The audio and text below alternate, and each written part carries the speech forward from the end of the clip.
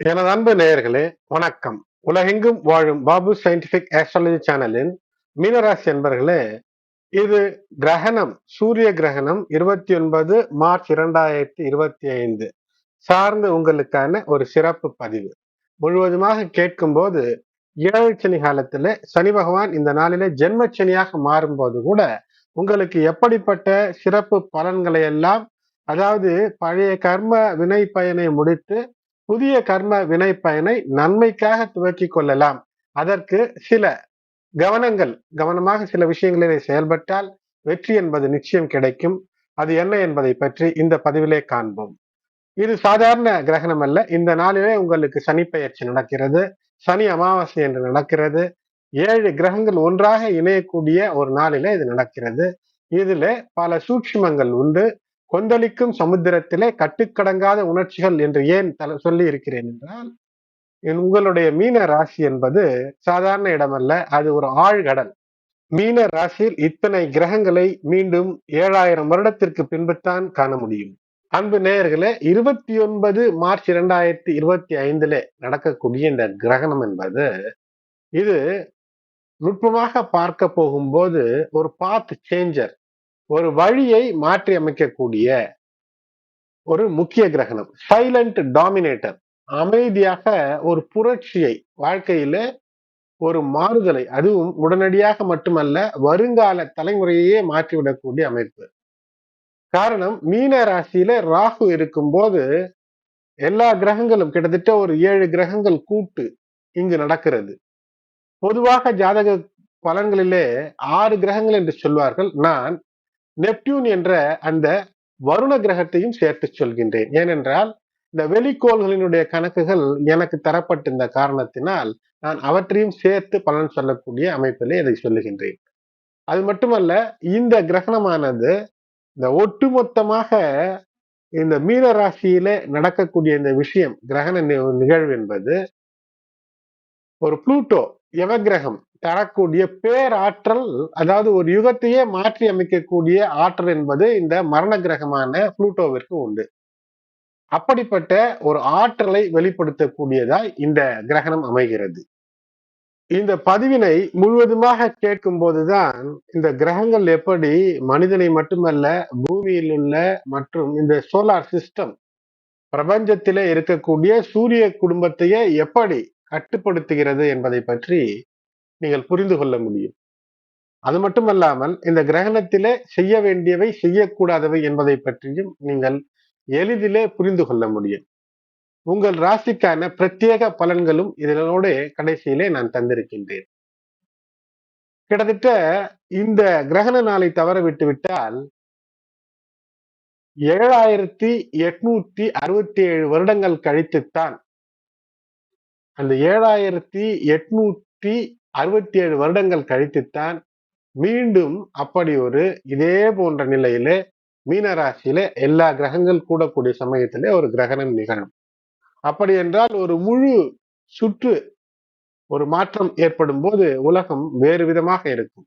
அதை நாம் காண முடியாது. உங்களுடைய புரிதலுக்காக, கணக்குகளுக்காக சொல்கின்றேன். அப்போது ஜூலை மாதமாக அமையும். எப்போது? ஜூலை 16. இது 2025 இருக்கிறோம். ஆனால் இதே நிலையில இதே போன்ற ஒரு சிமிலர் கிரகணமானது 16 ஜூலை 9892 ஆண்டு நிகழும்.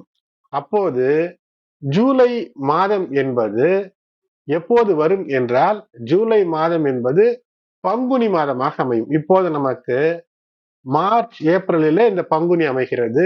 ஆகினால் இப்படி ஒரு மாற்றம் அந்த வருடத்திலே நிகழ்ந்திருக்கும்.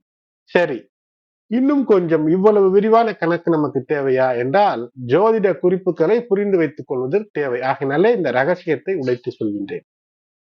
ஒரு ஆட்சியிலேயே, ஒரு குடும்பம் அல்லது ஒரு வம்சத்திலேயே ஒரு மாற்றத்தை நிகழ்த்தக்கூடிய கிரகணம். அதனால்தான் கொந்தளிக்கும் சமுத்திரத்தில் கட்டுக்கடங்காத உணர்ச்சிகள் என்று சொன்னேன். இதில் மேலும் ஒரு தகவல் என்னவென்றால், 656 வருடங்கள் என்பது ஒரு 3 சைக்கிள் கிரகணமானது ஒரே இடத்திலே ராகுவோடு இணைந்து, சனியோடு இணைந்து நிகழும். ராகு சனியோடு இணைந்த ஒரு கிரகண நிகழ்வு 656 வருடங்களிலே 3 முறை நிகழும். இந்த 29 மார்ச் 2025 கிரகணமானது இது 3வது சுற்று முடிந்து விடுகிறது ஒரு யுகம். இதிலே முதல் சுற்றிலே துவங்கியது என்னவென்று பார்ப்போம். 2வது சுற்றிலே என்ன ஆனது நான் இந்தியாவை வைத்து சொல்கின்றேன். ஆகையினாலே ஒரு ஆட்சி முறையையே மாற்றக்கூடிய, மெதுவாக மாற்றக்கூடிய அமைப்பை தருகிறது. அந்த வரிசையிலே இந்த 29 மார்ச் 2025 கிரகணம் ஒரு ஆட்சி முறையையே முடித்து வைத்து புதிய முறையை துவக்கி வைத்து விடும் மெதுவாக, ஒரே நாளில் அல்ல. 14 மார்ச் 2025 ஒரு சந்திர கிரகணம் நடந்தது. சந்திர கிரகணத்தில இதற்கான யோசனையோ திட்டமோ எங்கோ உருவாகி இருக்கும். அதே போல் உங்களுடைய தனிநபருடைய மனதிலும் கூட உங்களுடைய வருங்கால சந்ததிக்கு ஏதோ அடி மனதிலே ஒரு திட்டம் உருவாகி இருக்க வேண்டும். அப்படி உருவாகி தெரியாமல் இருந்தாலும் கூட யோசித்து அதை தேவையானதான விஷயமாக இருந்தால் மட்டும் செய்யுங்கள். 29 மார்ச் 2025 ஓர் மிக சக்தி வாய்ந்த நாள். இந்த நாளிலே பூஜை மற்றும் சடங்குகள் 1000 மடங்கு, அதாவது 1000 into 1000 மடங்கு நற்பலன்களை அள்ளித்தரும். இந்த 2025 ஆண்டிலே இந்த 29 மார்ச் நடக்கக்கூடிய இந்த சனிக்கிழமை என்று நடக்கக்கூடிய ஒரு பகுதி சூரிய கிரகணம், இது இந்தியாவில் தெரியுமா அப்படி என்றால் இந்தியாவிலே தெரியாது. இருந்தாலும் இந்தியாவிற்கு, இந்திய மக்களுக்கு இதனால் தாக்கம் இருக்குமா என்றால் உலக மக்கள் அனைவருக்குமே தாக்கம் இருக்கும்.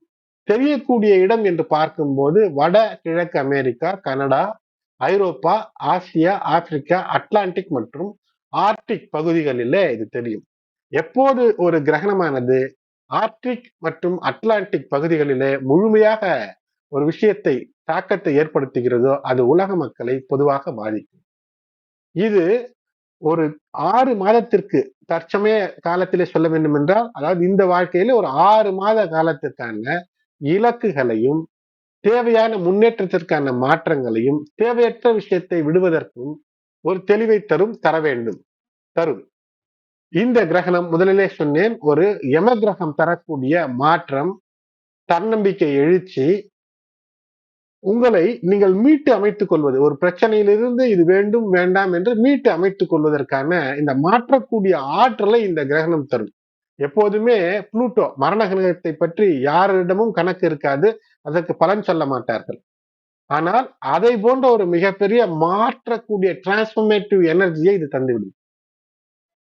இதே போன்ற ஒரு கிரகணம் தான் 28 மார்ச் 1615 நடந்தது. அந்த கிரகணத்தின் போதுதான், அந்த வருடத்தில் தான் இந்தியாவிற்கு சர் தாமஸ் ரோ என்ற ஒரு வெள்ளைக்கார தூதுவர், இங்கிலீஷ் அம்பாசிடர், சூரத் கோர்ட், அதாவது சூரத்தில் இருக்கக்கூடிய முகலாய மன்னரிடம் வந்து அனுமதியை கேட்டு நின்றார். எதற்கு? பிரிட்டிஷ் ஈஸ்ட் இந்தியா கம்பெனியை சூரத் நகரிலே, குஜராத் சூரத் நகரிலே துவங்க வேண்டும் என்று. அந்த வாளை இங்கு பிடித்ததன் காரணமாகத்தான் அவர்களுடைய ஆதிக்க சக்தி, ஆங்கிலேயருடைய ஆட்சி இந்தியா முழுக்க பரவியது. முகலாய மன்னர்களுடைய கட்டுப்பாட்டில் இருந்தது. இந்த முகலாய மன்னர்கள் வந்ததும் கூட இது மேஷ ராசியிலே நடந்து கொண்டிருந்த, இதே போல சனி ராகு இணைவில் நடந்த கிரகணம். அதனால் அவர்கள் அங்கு ஒரு 600 வருடம் சில்லறை வருடங்களுக்கு, 600 சொச்ச வருடங்களுக்கு ஆட்சியில இருந்தார்கள். அதை இந்த ஒரு வருடத்துல ஏற்பட்டது. மெதுமெதுவாக மிகப்பெரிய ஒரு கட்டுக்கடங்காத மிகப்பெரிய ஒரு சாம்ராஜ்யத்தை அமைத்து விட்டது வெள்ளைக்காரர்களுடைய ஆட்சி. ஆகினாலே முகலாய மன்னர் ஜஹாங்கீரிடம் பர்மிஷன் கேட்டு வருகிறார்கள். மற்ற முகலாய மன்னர்கள் குறுநில மன்னர்களிடம் எங்களை வியாபாரம் செய்ய விடுங்கள் என்று அனுமதி கேட்டு வந்தவர்கள் பிரிட்டிஷ் ஈஸ்ட் இந்தியா கம்பெனியாக இந்த நாட்டையே ஒருங்கிணைத்து ஆளக்கூடிய மாபெரும் சக்திகளாக மாற்றம் தந்த நாள் அந்த கிரகணம். அந்த கிரகணத்தை தொடர்ந்து வருடம். அதன் பின்பு ஒரு 205 ஆண்டுகளுக்கு பின்பு 16 மார்ச் 1820 மீண்டும் இதே போன்ற ஒரு கிரகணம். பாருங்கள், 1615 வியாபாரம் செய்ய வேண்டும் என்று வருகிறார். அதே வெள்ளைக்கார கம்பெனிகள் இப்போது அப்போது வந்தவர் பேர் sir Thomas Roe. Sir Thomas Roe 205 வருடங்கள் கழித்து 1820 மேலும் ஒரு சர் தாமஸ் முன்ரோ என்பவர் British governor of Madras presidency, இந்த மெட்ராஸ் மாகாணத்திற்கு வெள்ளைக்கார கவர்னராக நியமிக்கப்படுகிறார். அது மட்டுமல்ல, பிரிட்டிஷ் பாரமௌன்சி என்று சொல்லக்கூடிய அந்த மாபெரும் அதிகாரத்தின் மூலம் இந்தியாவையே தன்னுடைய வசம் பிரிட்டிஷ் அரசாட்சியின் கீழ் கொண்டு வந்த மாபெரும் அமைப்பு. முழு இந்தியாவும் பிரிட்டிஷ் கட்டுப்பாட்டிற்குள் செல்லக்கூடிய நிலையை இந்த இடைப்பட்ட காலம், இந்த இரு கிரகணங்களுக்கு இடையே நிகழ்கிறது. அதன் பின்பு ஒரு 205 வருடம் பிரிட்டிஷ் அந்த காலத்துல 1820 முழு அதிகாரம் வந்தாலும் கூட அப்போது ஏற்பட்ட சிறு சிறு புரட்சி, மியூட்டினி என்று சொல்வார்கள், சிப்பாய் கழகம், தன்னெழுச்சி போராட்டங்களை தாக்கு பிடிக்க முடியாத அந்த பிரிட்டிஷ் சாம்ராஜ்யமானது 1947 இந்தியாவை இரு துண்டுகளாக பிரித்து 2 நாடுகளை உருவாக்கி அடுத்தடுத்த நாட்களிலே சுதந்திர இந்தியா, சுதந்திர பாகிஸ்தான் என்று தந்து சென்றது. ஆகையினால் மெதுவாக ஒரு அரசியே மாற்றி அமைத்து விடுகிறது. அதனால் உங்களுக்கு தனிப்பட்ட மனிதர்களுக்கு சொல்வது என்னவென்றால், இப்போது 3ஆம் நபர்களை உங்களுடைய குடும்பத்திற்குள்ளோ உங்களுடைய சொத்திற்குள்ளோ இந்த காலகட்டத்திலே அவர்களை அனுமதித்து விட்டு அப்படியே இருந்தீர்கள் என்றால், ஒரு வாடகை கூட ஒருவர் குடி வருவார் உங்களுடைய வீட்டிலே. அதன் பின்பு உங்களை அங்கிருந்து விரட்டிவிடக்கூடிய அந்த அமைப்பு என்பது ஏற்பட்டு விடக்கூடிய வாய்ப்பு என்பது இருக்கிறது. ஆகையினால் பல நிலைகளிலே நீங்கள் கவனமாக இருக்க வேண்டும். மேலும் எல்லா கிரகங்களும் ஒன்றிணைந்து 4 பிப்ரவரி 1962 மகர ராசியிலே ஒரு கிரகணம் நடந்தது. அது கேது கிரகஸ்த கிரகணம். இந்த கிரகணங்கள் எல்லாம் ராகு கிரகஸ்த சூரிய கிரகணங்கள். இது கேது கிரகஸ்த கிரகணம் 4 பிப்ரவரி 1962 நடந்தது. அதை தொடர்ந்து மனிதன் சந்திரனுக்கு சென்ற விஷயங்கள் எல்லாம் அதை ஒட்டி நடந்தது. விஞ்ஞான வளர்ச்சி நடந்தது, உலகப்போர் நடந்தது. அந்த சமயங்களில் தான் அதற்கு இடைப்பட்ட காலம், அதாவது அதை ஒட்டிய காலங்களிலே அணுகுண்டு போன்ற விஷயங்கள் கண்டுபிடிக்கப்பட்டு அழிவு எல்லாம் நடந்தது. இப்போது இந்த கிரகணமானது ஒரு மிகப்பெரிய ஆற்றலை வெளிப்படுத்தும். அது மறுபிறவி போன்ற ஒரு ஆற்றல். அந்த ஆற்றல் நிலையில நீங்கள் பல வேலைகளிலே மாற்றத்தை ஏற்படுத்தி கொண்டு வெற்றி காண முடியும். இந்த கிரகணம் மீன ராசியிலே நடைபெறுகிறது. இந்த மீன ராசி என்பது நீர் ராசி, அதிலும் அதிஜல ராசி என்று சொல்வது காரணம் என்னவென்றால் ஒரு சமுத்திரம் போன்றது. இந்த மீன ராசியிலே நடக்கும் போது நீங்கள் ரீதிங்க், ரீபர்த், மீட்டு எடுக்கக்கூடிய மறுபிறவி போன்ற சில விஷயங்களை நீங்கள் செய்து கொள்ள வேண்டுமே தவிர நெகட்டிவ் திங்கிங் என்பதே இருக்கக்கூடாது. கவனம் இருக்க வேண்டும். 3ஆம் நபருக்காக இரக்கம் காட்டி மாட்டிக்கொள்ளாதீர்கள். அது எந்த விஷயமாக இருந்தாலும் சரி, உங்கள் விஷயத்திலே தீர்வாக இருங்கள். அதே போல் நீர்நிலைகள் சார்ந்த விஷயங்களிலே தேவையற்று விளையாடுவதை எல்லாம் தவிர்ப்பது மிக முக்கியம். இந்த கிரகணம் நீர்நிலைகளிலே மாற்றத்தை ஏற்படுத்தும். நீர்நிலைகளிலே அதிலிருந்து ஒரு மிகப்பெரிய ஆற்றலை தந்து ஒரு மாற்றத்தை ஏற்படுத்தும். காரணம் என்னவென்றால், வேத ஜோதிடத்தின் அடிப்படையிலே பார்க்கும்போது இந்த கிரகணமானது நடைபெறுவது உத்திரட்டாதி நட்சத்திரம். இது சனி பகவானுடைய நட்சத்திரம். உத்திரட்டாதி நட்சத்திரத்தை ஆளக்கூடிய தேவதை அஹிர்புதன்யா என்னும் தேவதை. இது ஆழ்கடலிலே வசிக்கக்கூடியது என்று வேதம் சொல்கிறது. ஆகையினால் இது ஆற்றல் வாய்ந்தது. சேஷ நாகத்திற்கு இணையான ஒரு ஆற்றல். சேஷநாகம் என்பது விஷ்ணு தன்னுடைய தலையை வைத்து படுத்திருப்பார். அந்த சேஷநாகம் தன்னுடைய தலையை வைத்து விஷ்ணுவை பாதுகாத்து கொண்டிருக்கும். அப்படிப்பட்ட ஒரு நட்சத்திரம். இது குண்டலினி சக்திகளை இணைத்து ஆற்றலை தந்துவிடக்கூடியது என்று நம்முடைய முன்னோர் ரிஷிமார்கள் நமக்கு அருளி இருக்கிறார்கள். ஒரு ஆழமான அடித்தளத்தை, ஒரு பவுண்டேஷனை ஏற்படுத்தி கொள்ள வேண்டும் என்றால் இந்த நாளிலே அதற்கான எண்ணமே உங்களை உயர்த்திவிடும். இதுவரை இருக்கக்கூடிய தவறுகள் எதுவாக இருந்தாலும் அந்த தவறுகளை மாற்றிக்கொண்டு நேர்கொண்ட நிலைக்கு மாற இந்த ஆற்றலை பயன்படுத்தும் போது, ஏனென்றால் அஹிர்புதன்யா என்பது ஒரு அடித்தளத்தை தரும், ஒரு மாற்றத்தின் மூலம் மாபெரும் ஏற்றத்தை தரும் என்று ராகு தரக்கூடிய சிம்மாசனம் என்று உங்கள் ராசிக்கு ஏற்கனவே ஒரு பதிவை தந்திருக்கின்றேன். அந்த ராகு இருக்கக்கூடிய அகிர்புதன் ஞாதியில இந்த கிரகணம் நிகழ்கிறது. உணர்ச்சி பூர்வமான உள்ள தூய்மையான நேரமாக இது வைத்துக் கொள்ள வேண்டும். உணர்ச்சி வசப்பட்டு பிரச்சனையில சிக்கக்கூடாது. ஆற்றலை கட்டுப்படுத்தி சுய கட்டுப்பாடு செல்ஃப் டிசிப்ளின் மூலமாக வெற்றிக்கான வழிகளை தேடுங்கள். கர்ம வினை பயனிலிருந்து தகுந்த பூஜை தர்ப்பணம் ஹோமம் மூலமாக விமோசனம் பெறலாம். மேலும் இந்த நாளிலே பித்ருக்கடன் கடமையாக்கப்பட்டிருக்கிறது உங்களுக்கு. உங்களுடைய முன்னோருக்கு தர்ப்பணம் தர வேண்டும் என்றால் அதை செய்வதன் மூலமாக இந்த கிரகண சமயத்திலே 1000 மடங்கு 1000 மடங்கு புண்ணியம் பெறலாம். எல்லா அமாவாசை தினமும் முன்னோர் வழிபாட்டிற்கு ஏற்றது. அதிலும் இது போன்ற கிரகணங்கள் மிக ஏற்றது. ஆனால் இந்த கிரகண நிலை வழியாக உங்களுடைய பல ஜென்ம, அதாவது இதற்கு முன்பு இருந்த ஜென்ம, அதற்கு முன்பு இருக்கக்கூடிய ஜென்மம், அந்த அவற்றையெல்லாம் நீங்கள் அடைய முடியும் உங்களுடைய ஜென்மங்களிலே. அது மட்டுமல்லாமல் உங்களுடைய முன்னோர்கள் பல 100 ஜென்மங்களுக்கு அவர்களுடைய விஷயங்களை அடைந்து மிகப்பெரிய ஒரு வெற்றிக்கான ஆற்றலை பெற முடியும். செய்யக்கூடாததில் தந்தையுடன் விவாதங்கள், தந்தை நிகரான விஷயங்களிலே இருப்பவர்களிடம் விவாதங்களையோ மரியாதை குறைவாகவோ நடந்து கொள்ளாதீர்கள். கர்மாவிலிருந்து விடுபடுவதற்கு இந்த நிலை மிகப்பெரிய வாய்ப்பை தரும். எந்த ஒரு திடீர் முடிவையும் இந்த நேரங்களிலே எடுக்காதீர்கள். உணவு கட்டுப்பாடு கிரகண நிலையிலே மிக முக்கியம். குறைந்தபட்சம் இந்த கிரகணம் சம்பவிக்கக்கூடிய 29 மார்ச் 2025 பகல் 2:20 முதல் மாலை ஒரு 6:30 மணி வரை சாப்பிடாமல் இருப்பது சிறப்பு. அதன் பின்பு குளித்து 7 மணிக்கு மேல் உணவு எடுத்துக் கொள்வது என்பது சிறப்பை ஏற்படுத்தும். எந்த முக்கிய விஷயங்களிலும் இந்த நேரத்திலே கையெழுத்திடாதீங்க. கிரகண நேரத்திலே புதிய பயணங்களை அல்லது பயணங்களிலே இந்த நேரத்தில் இருப்பதை தவிர்ப்பது மிக நல்லது. உங்களுக்கு தெரிந்த மந்திரங்களை சொல்லுங்கள். இல்லை என்றால் இறைவன் நாமத்தை, உங்களுடைய இஷ்ட தெய்வ குலதெய்வ நாமத்தை சொல்லி பழகுங்கள். இந்த நேரத்தில் விஷ்ணு சகஸ்ரநாமம் ஜபித்தால் கூட சிறப்பானதாகத்தான் இருக்கும். அது தெரியவில்லை என்றால் பிரச்சனை இல்லை. உங்களுடைய இஷ்ட தெய்வத்தை நினைத்து இருங்கள்.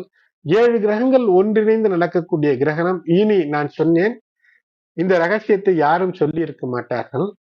7867 வருடங்கள் கழித்தால்தான் இந்த மீன ராசியிலே சனி பகவானும் ராகுவும் இணைந்திருக்கக்கூடிய நேரத்துல மற்ற கிரகங்களும் இணைந்து ஒரு இப்படி விசித்திர ஆற்றலையும் உந்து சக்தியையும் யுக புரட்சி என்று ஒரு ஜெனரேஷனையே, ஒரு தலைமுறையே மாற்றக்கூடிய ஒரு கிரகணம் என்பது நிகழும்.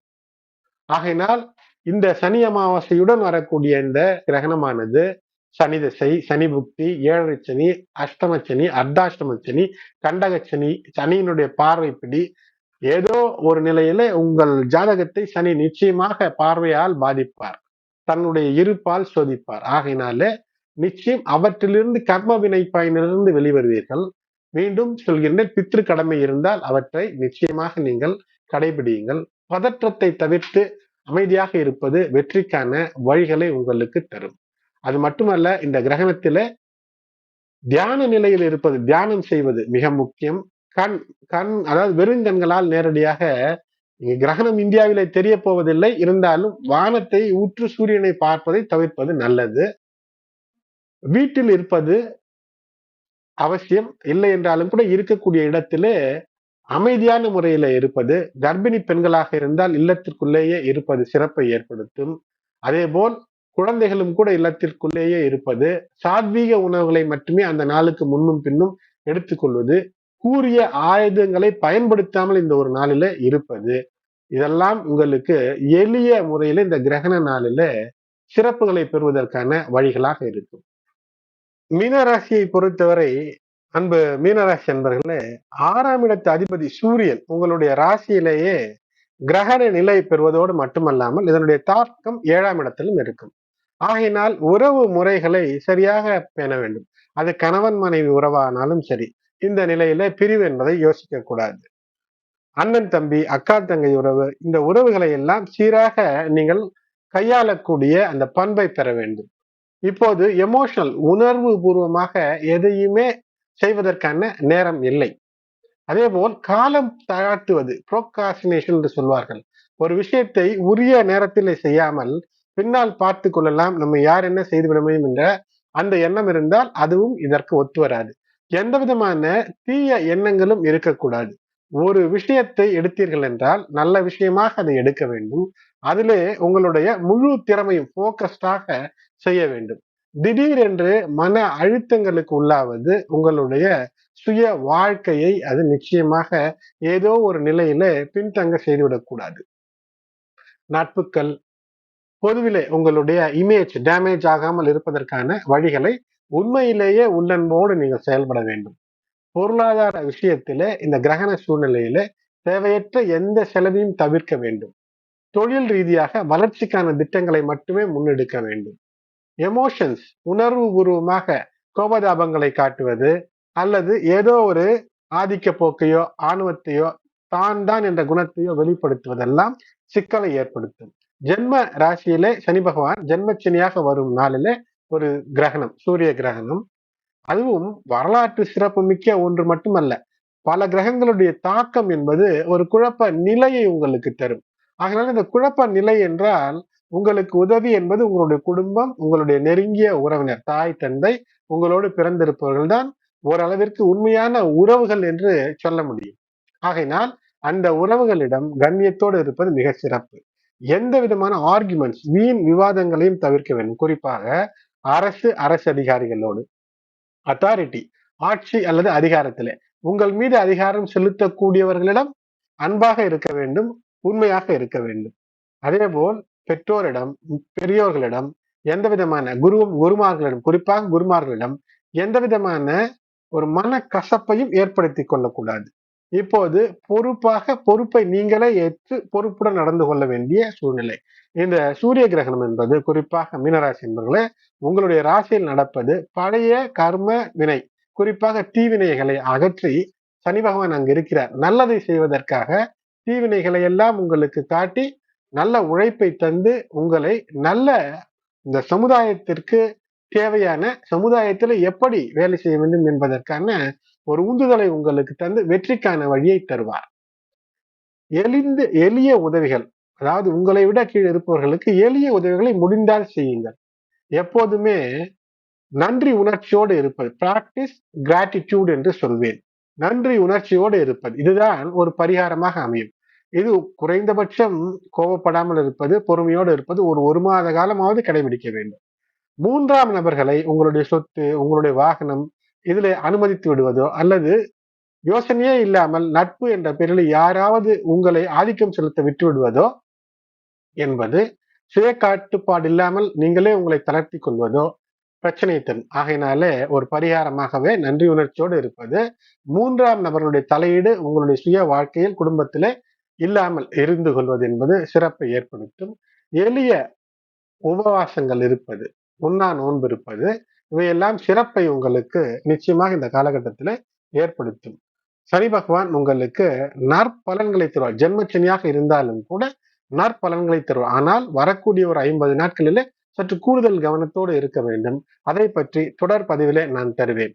அதாவது 50 நாட்கள் 29 மார்ச் 2025 முதல் 15 மே 2025 வரை இந்த 50 நாட்கள் எப்படி ஒரு கவனம் என்பது வெற்றியை தரும் என்பதை பற்றிய தொடர் பதிவை பார்ப்போம். இந்த பதிவு பயனுள்ளதாக இருக்கிறது, உங்களுக்கு புதிய கருத்துக்கள் சேர்ந்திருக்கிறது என்றால் லைக் செய்யுங்கள். மற்ற உங்களுடைய உற்றார் உறவினர் நண்பர்கள் மீனராசியில இருந்தால் அவர்களுக்கும் ஷேர் செய்யுங்கள். இதுவரை சப்ஸ்கிரைப் செய்யாத அன்பர்கள் சப்ஸ்கிரைப் செய்து பெல் பட்டன் அழுத்தி தொடர்ந்து இணைந்த ஆதரவு தர அன்போடு வேண்டுகிறேன். நன்றி.